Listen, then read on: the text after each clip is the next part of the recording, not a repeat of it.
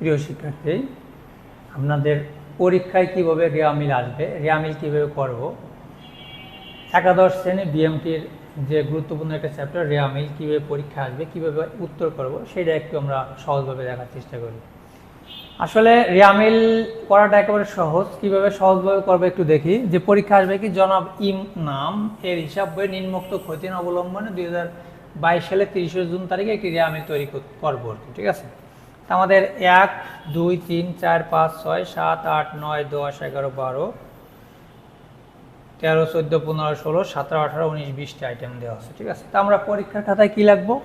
প্রথমে লিখবো কি কোম্পানির নাম, যে নাম থাকবে দেখা যাচ্ছে এই অঙ্কটা 5 দাগে আসবে, লিখবো কি 5 নং বা 7 দাগে আসলো 7 নং প্রশ্নের উত্তর। আমরা অবশ্যই দাগ নম্বরগুলো এইভাবে লেখার চেষ্টা করব। ঠিক আছে, 7 নং প্রশ্নের উত্তর লেখার পরে এই যে নামটুকু আছে এই নামটুকু লিখবো, জনাব কি ইনাম, লিখবো কি জনাব ইনাম। এরপর লিখবো কি যে ইনাম এর রেওয়ামিল, কি লিখবো রেওয়ামিল। এবার আরেকটা জিনিস লিখতে হবে, সেটা হচ্ছে কি যদি তারিখ দেওয়া থাকে, দেওয়া আছে তারিখ 2022 সালের 30 জুন, আর কিছু লেখা লাগবে না, তাহলে 30 জুন। এবার একটা রেওয়ামিলের ছক কাটবো।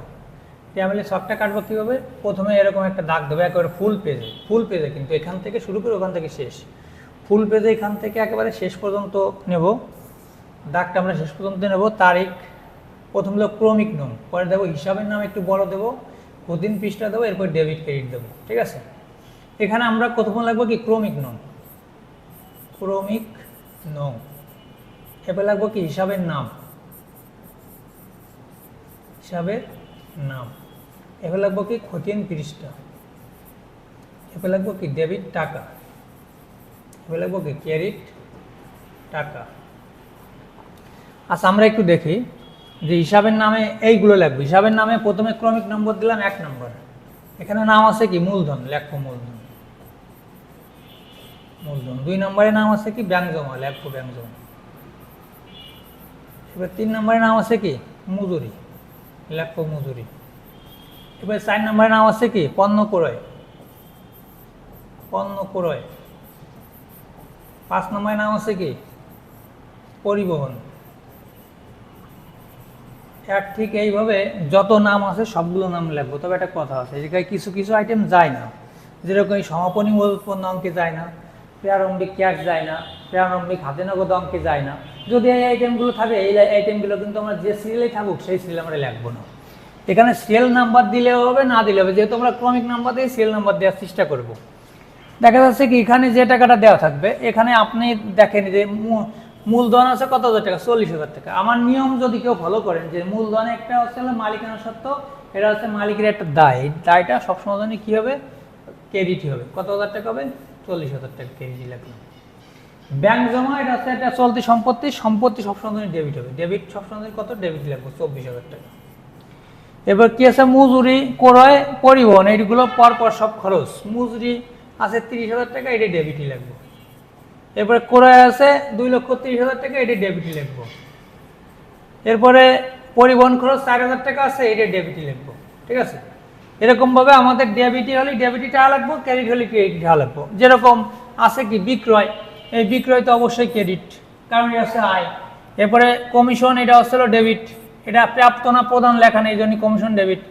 আন্তঃফেরত মানে হচ্ছে বিক্রয় ফেরত, ঠিক আছে, এটা হচ্ছে ডেবিট। আর বই ফেরত মানে ক্রয় ফেরত, এটা হচ্ছে ক্রেডিট। ঠিক আছে, আসবাবপত্র এটা হচ্ছে সম্পত্তি, ডেবিট। ঋণপত্র এটা ক্রেডিট। এরপরে প্রারম্ভিক মূলধন এটা ডেবিট। কলকব্জা এটা সম্পত্তি, এটা ডেবিট। বই ফেরত এটা কি ক্রেডিট। ব্যাংক জমা এটা ক্রেডিট। ক্রয় খরচ মানে ভ্রমণ খরচ, খরচ তো অবশ্যই ডেবিট হবে। বেতন খরচ অবশ্যই কি হবে ডেবিট হবে। বিবিধ দেনাদার সম্পত্তি ডেবিট হবে। পাওনাদার কি হবে ক্রেডিট হবে। এইগুলো সবগুলো ডেবিট ক্রেডিট করার পরে এখানে আমরা লাস্ট ফিনিশিং, এখানে তো লিখি না, এগুলো সব লিখতে হবে। লেখার পরে এগুলো সব যোগ করব। যোগ করার পরে দেখা যাচ্ছে এই পাশে যোগফল হলো 2 লক্ষ টাকা, এই পাশেও টাকা হলো 2 লক্ষ টাকা। আমরা দুই পাশে 2 লক্ষ টাকা লিখে যোগ করে আমরা ক্লোজ করে দেবো, ক্লোজ করবো নিচে। আবার দেখা যাচ্ছে কি অনেক সময় ক্রেডিট পাশে বেশি, অনেক সময় ডেবিট পাশে কম হয়। তাও যে পাশে বেশি হবে সেই যোগফলটাই বেশি লাগবে, যে পাশে কম থাকবে সেই এই পাশে দেখা যাচ্ছে 2,000 টাকা কম হলো। সিরিয়াল নাম্বারটা বাড়াই এই জায়গায় লাগবে অনিশ্চিত হিসাব। যদি না মেলে সেই ক্ষেত্রে, আর মিলে গেলে তো কোনো কথাই নেই, ঠিক আছে। আর যদি ক্রেডিট সাইডই কম পড়ে তাহলে ঘাটতি মূলধন লিখবো, আর যদি ডেবিট সাইডই কম পড়ে তাহলে অনিত হিসাব লিখবো। এইগুলো যদি না বোঝেন আমাকে পার্সোনালি প্রশ্ন করেন, আমি আপনাদের বুঝিয়ে দেওয়ার চেষ্টা করবো। এরকমভাবে দুটো তিনটে রেয়া মিলে আমি নিচে দিয়ে দিছি, এইগুলো একটু প্র্যাকটিস করবেন। যদি কোনো সমস্যা হয় আমার সাথে যোগাযোগ করবেন। আর আমার অনলাইনে একাধিক ক্লাস থাকবে, এগুলো এই যে ক্লাসগুলো, এই ক্লাসগুলো পেতে হলে আমার ইনবক্সে আপনারা যোগাযোগ করবেন। ধন্যবাদ সবাইকে।